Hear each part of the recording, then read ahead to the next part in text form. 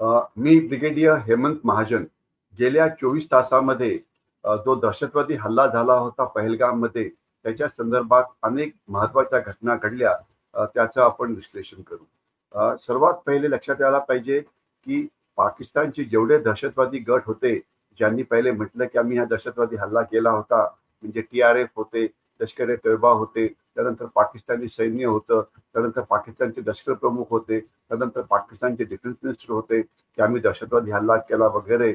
पण आता सगळे ते माघारी जात आहेत आणि म्हणतायत की आम्ही हा दहशतवादी हल्ला केलाच नाही. याचं मुख्य विश्लेषण असं आहे की ते घाबरलेले आहेत की आता त्यांना भारताला कळून चुकलेलं आहे की दहशतवादी हल्ला झाला आहे आणि भारत त्याचा बदला घेईल. तर म्हणून आता पाकिस्तानची भूमिका आहे की आम्ही हल्ला केलाच नाही.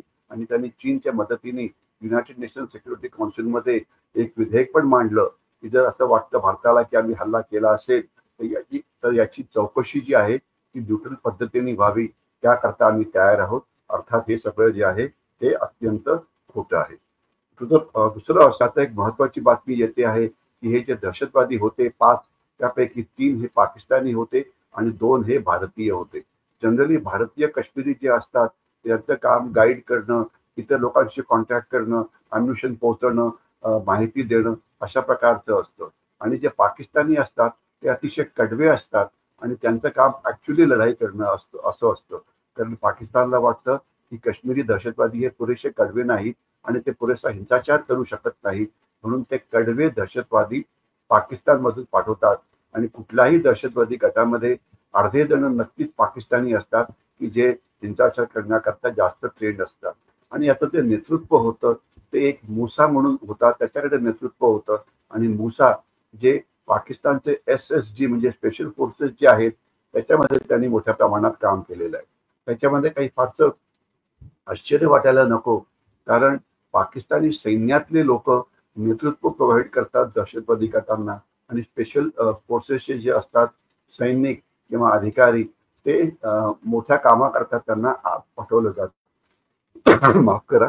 आणि त्याच्यामध्ये त्यांचं मुख्य काम काय असतं की त्यांना नेतृत्व द्यायचं आणि काहीतरी मोठं काम करायचं. याच्यामध्ये त्यांना 2 वर्षाकरता तिथे पाठवलं जातं. तर 2 वर्षाच्या आत जर तुम्ही मारलं गेला तर पाकिस्तानी सैन्य कधीही मान्य करणार नाही की हे सैन्यातले होते किंवा हे स्पेशल फोर्सेस मधनं होते. आणि जर ते तिथून टिकून तर परत आले काम करून तर त्यांना 5 लाख, 10 लाख, 15 लाख अशी मोठी सम दिली जाते. तर म्हणजे हे पाकिस्तानी सैनिक एक ज्याला म्हणायचं मर्शनरी पुढे येतात आणि त्यामुळे त्यांचा वापर दहशतवादामध्ये केला जातो. हे आपल्याला क्लिअर पाहिजे. या क्षणी अजून एक महत्वाची बातमी येते आहे. याचा डायरेक्ट संबंध तर काश्मीरच्या हल्ल्याशी नाही, परंतु काश्मीरी हल्ला पाकिस्तान ISI याचा संबंध खालिस्तानी दहशतवादाशी सुद्धा आहे. आणि खालिस्तानी दहशतवादाचा एक मोठा दहशतवादी गुरु पतवंत सिंग पन्नू जो कॅनडामध्ये आहे, त्यांनी एक मोठे विधान केलेलं आणि त्याचं रेकॉर्ड आणि त्यांनी केलेलं विधान हे व्हायरल होत आहे. तो म्हणतोय की आम्हाला भारताच्या पंजाबला स्वतंत्र करून खालिस्तान बनवायचं आहे आणि त्याच्याकरता आम्हाला पाकिस्तानची मदत पाहिजे. म्हणजे तो अगदी सरळ सरळ मान्य करतो आहे की त्यांच्या खालिस्तानी दहशतवादामध्ये, मग हे खालिस्तानी दहशतवादी कॅनडामध्ये असो की लंडनमध्ये असो की ऑस्ट्रेलियामध्ये असो, त्यांना मदत जी आहे ती पाकिस्तानकडून होते आहे. तर हे त्यांनी अगदी सरळ सरळ मान्य केलेलं आहे.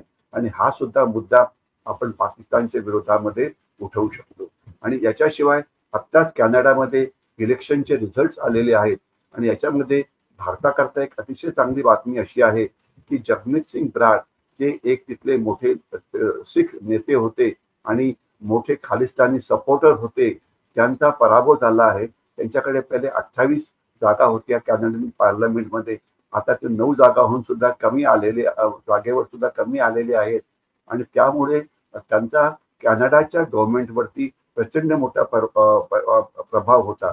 आणि जस्टिन ट्रुडू जे याच्या आधी कॅनडाचे प्राईम मिनिस्टर होते, त्यांनी त्यांना मोकळं रान दिलं होतं खालिस्तानी दहशतवाद्यांना. आता तिथे कार्नी म्हणून निवडून आलेले आहेत आणि कार्नी ज्यांनी पहिले पण म्हटलेलं आहे की आम्ही भारताचे संबंध चांगले करू. तर याचा अर्थ असा आहे की आता खालिस्तानी प्रभाव जो कॅनडामध्ये प्रचंड वाढलेला होता तो आता पुष्कळ प्रमाणामध्ये कमी होईल आणि त्यांना थांबवण्यामध्ये आपल्याला यश मिळेल. त्याचा पुढचा जो मुद्दा आहे तो आहे चायना, चीन. पाकिस्तानला मोठ्या प्रमाणात शस्त्रास्त्रांची मदत होते आहे. चीनकडनं होते आहे आणि तुर्कस्तानकडनं होते आहे. तुर्कस्ताननी 5-6 त्यांची विमानं, ड्रोन्स घेऊन हवाई पट्टीवरती उतरली, रावळपिंडीच्या वगैरे. परंतु नंतर मग त्यांनी म्हटलं की ती विमानं आमची नव्हती वगैरे, पण ते अर्थात खोटं आहे. तुर्की एक असा देश आहे की जो पाकिस्तानला ड्रोन्सची मदत करतो आहे आणि तुर्कीच्या विरुद्ध आपण बहिष्कार हा नक्कीच घातलाच पाहिजे.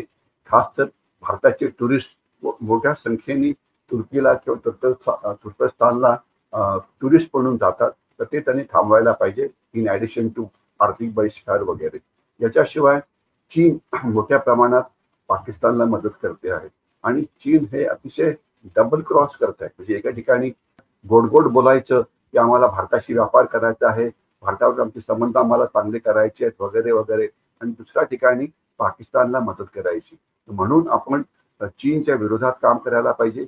खास तर त्यांच्याशी जे आर्थिक संबंध आहे, त्यांच्याकडनं होणारे जी आपली आयात आहे जेवढी कमी करता येईल तेवढी कमी करायला पाहिजे, की ज्याच्यामुळे चीनला एक मोठा धक्का बसेल. दुर्दैवाने आज चीनचे भारतामध्ये जे सर्वात मोठे समर्थक आहेत ते म्हणजे आहेत आपलं कॉर्पोरेट वर्ल्ड.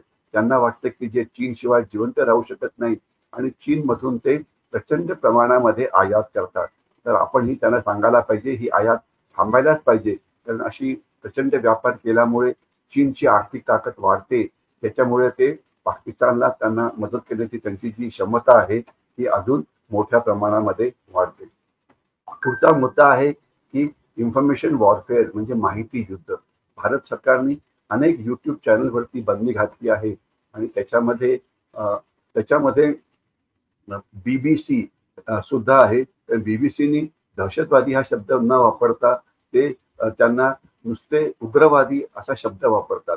भारत सरकारने त्यांना नोटीस पाठवली आहे की तुम्हाला माहिती आहे की हे दहशतवादी आहेत, तुम्हाला माहिती आहे की त्यांनी मोठ्या प्रमाणात हिंसाचार केलेला आहे. दुर्दैवाने वेस्टर्न मीडियामध्ये अनेक जण असे आहेत की जे भारताच्या विरोधात काम करतात आणि त्याच्याकरता त्यांना काम करताना ते भारताच्या विरोधात लिहितात. आणि याच्यामध्ये न्यूयॉर्क टाइम्स आहे, याच्यामध्ये लंडन टाइम्स आहे, याच्यामध्ये काही ब्रिटनमधली वर्तमानपत्र आहेत. ही सगळी भारत विरोधात लिहितात.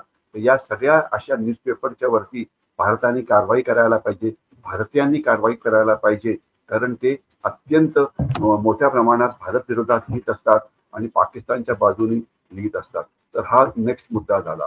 याच्याशिवाय आता जसं पाकिस्तानी सैन्य हे सीमेच्या बाजूने यायला लागलेलं आहे, याचा एक मोठा परिणाम असा झालेला आहे की वझिरिस्तानमध्ये पाकिस्तानचं सैन्य कमी झाल्यामुळे तिथे तेहरीक तालिबान पाकिस्तानचे हल्ले हे वाढले आहेत आणि एका फ्रेश हल्ल्यामध्ये 9 पाकिस्तानी सैनिक हे मारले गेले होते अशी बातमी आली होती. याच्याशिवाय बलुचिस्तानमध्ये सुद्धा सैन्याची कमी होती आहे. याच्यामुळे बलुचिस्तानमध्ये सुद्धा हिंसाचार वाढणार आहे. तर जसं पाकिस्तानी सैन्य बलुचिस्तानमधून वझिरिस्तानमधून भारताच्या सीमेकडे येतं, तर त्यावेळेला अर्थातच तिथलं सैनिकांची संख्या कमी होते आणि मग बलुची हल्ले हे वाढणार आहेत. त्याच्यामुळे पाकिस्तानची अंतर्गत सुरक्षेची जी आव्हानं आहेत ती वाढतील, हिंसाचार वाढतील आणि पाकिस्तानच्या अर्थव्यवस्थेवरती मोठ्या प्रमाणामध्ये प्रभाव होईल आणि पाकिस्तान हा आतून कमजोर व्हायला लागेल. आणि शेवटचा मुद्दा असा आहे की पाकिस्तान शस्त्र विकत घेत आहे, दारुगोळा विकत घेत आहे, मोठ्या हाय अलर्ट वरती आहेत, त्यांची विमानं आकाशात गिरट्या घालत आहेत. या सगळ्यामुळे पाकिस्तानच्या अर्थव्यवस्थेवरती ताण पडणार आहे आणि ज्यामुळे दुष्काळात 13वा महिन्याची म्हण असते. त्याच्यामुळे पहिलेच तुमची अर्थव्यवस्था चांगली नसताना जर तुम्हाला ॲडिशनल खर्च करावा लागला आपल्या म्हणजे सैनिकी भरतीवरती, आपल्या सैनिकी याच्या कारवाईवरती, तर तुमचं अर्थात याच्यामुळे नुकसान होतं. आणि त्यांनी मध्ये बातमी आली होती की पाकिस्तानचे काही सैनिक रिझाईन करायला मागतायत कारण त्यांना भारताशी लढण्याची इच्छा नाही, कारण त्यांचं मोराल डाऊन आहे. याच्यामध्ये अजून एक बातमी आली होती की पाकिस्तानी आपले जे रिटायर्ड झालेले सैनिक आहेत त्यांना सांगितलेलं आहे की तुम्ही सैन्यात सामील व्हा आणि पाकिस्तानी सैन्याची जी किंमत जी संख्या आहे ती वाढवा. कारण जवळजवळ 30-40 लाख पाकिस्तानी सैनिक आहेत रिटायर्ड झालेले, परंतु त्याच्यामधले काही म्हातारे आहेत, काही देशाच्या बाहेर गेलेले आहेत, काही जण सैनिकी काम करण्याच्या त्यांची जी म्हणजे ते सैन्यातनं इतके आधी आलेले आहेत की त्यांना आता सैन्यात भरती केलं तर त्यांना पहिले मोठ्या प्रमाणामध्ये प्रशिक्षण द्यावं लागेल. याच्यामुळे सगळ्यामुळे पाकिस्तानच्या अर्थव्यवस्थेवरती ताण पडणार आहे. पाकिस्तानची अंतर्गत सुरक्षा खराब होते आहे आणि याचाच अर्थ थोडक्यात असा होतो आहे की भारत जी पावलं उचलत आहे पाकिस्तानच्या विरोधात त्यांना यश मिळतं आहे. आपण पाकिस्तानी सैन्याला जमवण्याचा प्रयत्न करतो आहे. आपण त्यांच्या आर्थिक व्यवस्थेवरती ताण आणण्याचा प्रयत्न करतो आहे आणि ज्या वेळेला पाकिस्तानी थकतील त्यावेळेला आपला मोठा हल्ला जो आहे भारतीय सैन्याकडनं तो केला जाईल आणि त्यामुळे पाकिस्तानवरती अतिशय निर्णायक असा हल्ला केला जाईल याची आपण आता सगळे वाट पाहतो आहे. मी इथेच थांबतो आहे. जय हिंद. पुन्हा भेटूया उद्या याच वेळेला.